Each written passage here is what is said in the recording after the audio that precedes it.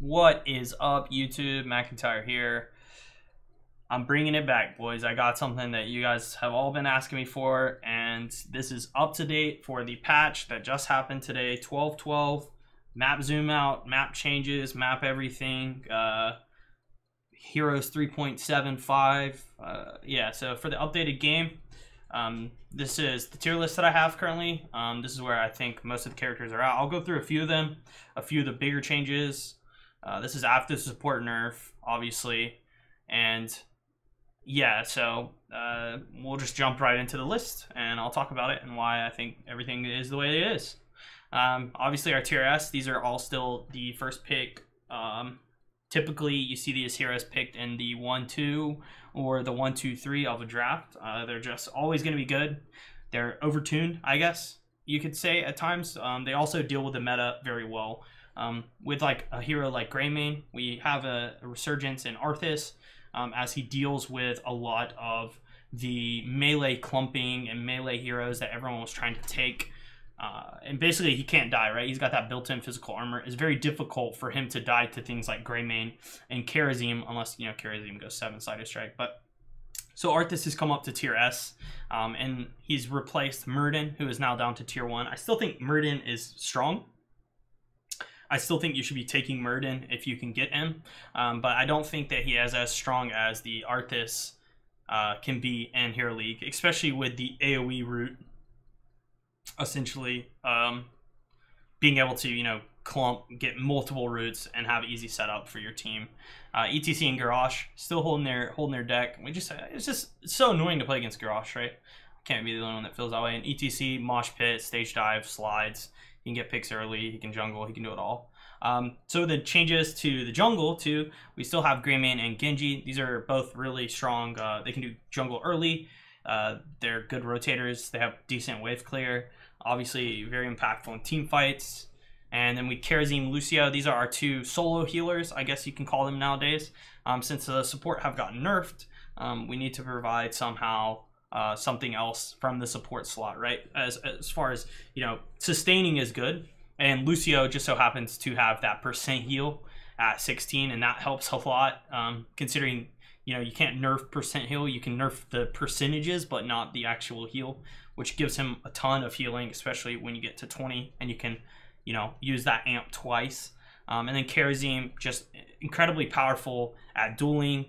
Can get solo kills. Obviously, the 7-sided strike, like we just talked about, to kill the Arthas. And block totem. Block totem, really powerful in team fights. AoE block. A lot of times in Hero League, no one's going to hit that totem, so you're going to get super value. Now we have our tier 1 tanks. These are just good tanks. These are all good tanks. They find picks. They do things for your team. If you need wave clear, Joanna. If you need an eye, right, somebody to just move around the map, protect people, Muradin is amazing. He's very hard to kill, and so is Diablo. I think Diablo has his place in Hero League. In competitive, you don't see him as much because he can get bullied, but in Hero League, it's very easy just to find QE, Q combos and post 16 and just basically carry your team as this guy. He can one-shot carries, and a lot of tanks can't do that. And then we have our top laners, Dahaka, Sonya, just always good picks. Can't really go wrong with them. And the new guy in town, which is our Zeratul. Zeratul got changed. He's got the Nirazim at 10. While VP going away does hurt, in Hero League I think this will buff him because now he has more burst potential in team fights with Nirazim. And he can gank a little bit better in the like post 10 stage of the game. So I still think Zeratul, there's some exploration here, but I do think that he's going to be a strong pick. He's very good at bullying lanes, and he's decent at wave clearing as well. So and then we have our range now. These are all just good assassins, in my opinion. They can kill things, and I think killing things, in my opinion, are what assassins need to be doing nowadays. You can't just poke anymore. You can't poke. Fights go quick, so you need to be able to kill things quickly. With that said, you know, we have our Gul'dan. You can hit a good fear. You can win a team fight from a fear, right? Tracer, you can hit a good bomb, win a team fight from that. Hanzo, he's got arrow for the engage, which you can win a team fight off of. We have Li Ming. She can get reset. She has good follow-up. She's got decent poke too. In my opinion, Junkrat, he is more of a specialist. So this is an interesting slot, but I think that Junkrat is a decent solo laner too. He does decent against these two guys. In the right spot, he can be really good as he just proxies lanes with his Air Ripper talent. And he's, in my opinion, just really powerful in Hero League. He's a hard character to punish. And if the other team doesn't draft heroes to punish him, which they normally don't, he gets an infinite value. So he's my personal tier 1. A lot of people might disagree, and I'm sure if you do, you probably didn't watch this video and you're like, McIntyre is an idiot, Junkrat's not good, he sucks. I don't know. I win a lot with him. I think I have like a 70-80% win rate. Then we have our supports. These are our, you know, if we can't get these two, we're taking these. And I moved Tassar down to tier 1. I understand I had him at tier S. I still think he's tier S. I ban Tass all the time. But a lot of the reason is because he's enabling characters like Tracer and Vala, things like that, right? Without him in the game, without him existing, these characters aren't good. And yeah, that's basically the reason why he got knocked a lot down on my list. And in my opinion, he's tier S, but for the public, I think tier 1 is a good spot, especially not at the highest of ranks. I'm trying with this tier list to kind of, I don't know, focus on the entirety of the game rather than just the highest tier, because a lot of times I get criticized for that. So yeah, Tassar tier 1. And now we have our tier 1 supports. I think all these supports do something well. Ana's really good at sustaining, Nano Boost is powerful, Sleep Dart's really good, and the 100% heal is really powerful nowadays. Because it allows you to burst people out. Rhaegar has cleanse, he can jungle, and then Uther obviously with the D shield. Now we have our tier 2 tanks. Looking at the Anubarak, Tyrael, Leoric. These are just good guys. I mean, I think maybe Tyrael could come up a little bit. If it was up to me, I might have him at tier 1. However, again, I'm trying to be more general with this tier list. So with that in mind, I have Tyrael at tier 2. He's not always effective. He doesn't have a CC. And if your team doesn't follow up on sync, although I think there is an argument nowadays to take judgment, yeah, he can be unimpactful, right? Anubarak, Cocoon, he just dies quickly. Anuba dies very quickly. Tyrael dies fairly quickly. So if you're against like mages and stuff, these guys do really well. And then Leoric just counters a lot of the tankier front lines and can be good every once in a while. Shrink Ray, post 16 can power out teams. Now we have Mathiel. Everyone I'm sure is like, Mathiel should be tier 1, Mathiel should be tier 2. I disagree. I mean, I think he's good, and I think people are really bad against him. But there's times when you play him and the other team's just stronger than you, and you just can't do enough on him. So I still think he's good. I just think you can't just first pick, I'm picking Mathiel and I'm going to win the game, right? Because the other team could counter you, they could dodge you, they could play evasive characters, they could play characters where you can't really engage on them, and you're just in a bad, you're in a bad spot, right? So I think he's good, but not first pickable. Same with the Valeera. I think Valeera can be really powerful nowadays with the stealth changes. You can just camp and hunt the worst player on the enemy team. I'll just be honest. Like, I'll just say it. Like, go stealth, hunt the weakest person on the enemy team. You know, farm that false stat that just keeps splitting for no reason. Yeah, she does that really well now, especially. And now we have our ranged heroes for the tier 2. These are just all characters that you might take in certain spots, depending on what your comp is, depending on what the other team's comp is. So these are just all flexible. Tychus really, you know, defensive range. If the other team's very all-in, he can hold his ground. False stat as the global. Azebo, then scaling and defensive abilities. Cassia really good against, you know, melee physical damage. Kel'Thuzad, I mean, he can just still one-shot in Hero League, right? He's a scary one, but he can just one-shot in Hero League. He just has kind of somewhat of a problem now because the meta has changed to a really quick meta, right? And he likes to just posture and try to shark for things, and things are moving a lot faster, so he's struggling because of that. And then we have Vala. She needs, you know, her Task shields or her double supports, and Zul'jin's kind of that same boat as Vala. Zul, wave clear monster. You know, just hit E, hope your team follows up.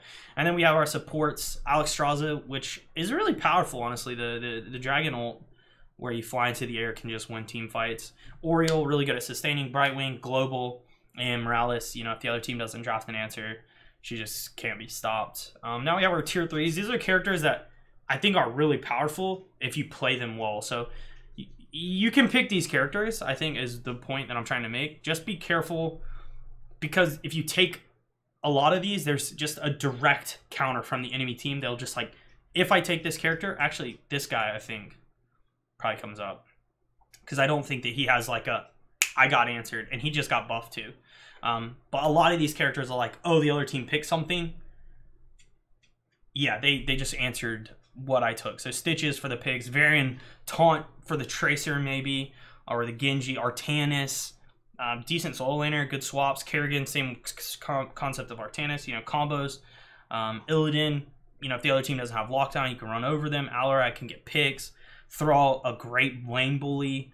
Rag, really good defensive, right? Everyone just takes Lava Wave and just defends forever. Chromie, good poke. Jaina, slow burst. Kel'Thas, you know, follow up, CC, burn. Lunara, poke, does great against, you know, low sustain healers. Sylvanas, she's got the dagger and the push. I don't know. I mean, for me, I think Sylvanas is tier 4, but I'll keep her tier 3 because I know a lot of people play her and have good success with her. Zagara, monk ass. I don't know. I think Zagara just might be trash can. After the worm change, I think she's just trash can. If you're playing Zagara and taking Maul, I think you're just doing it wrong at this point. So I'm actually going to move her down. Medivh, really good counter versus like a lot of these tier 3 picks. Like these burst one-shot. I think Medivh's really good against the Garrosh too. Then we have Stukov, Mouth. These are like our kill supports. In my opinion, like I really enjoy playing these two supports. However, if you get Dove on both, I mean, it's weird. It's really weird. I don't know. Maybe both of these supports are really good and all of these supports are really bad. These two I have the hardest time, honestly, placing. I'll be real with you guys because, in my opinion, I still think Malf and Stukov are really strong. Like, I would put them, you know, up top. However, there are times when, like, because the meta is so fast, you want to use spells to save your team, right? These guys use spells to kill the other team before they kill your team, if that concept makes sense. So in my mind, as a support, a lot of the time you want to have abilities that save your team when they make mistakes while also being effective elsewhere. These two supports don't have that, right?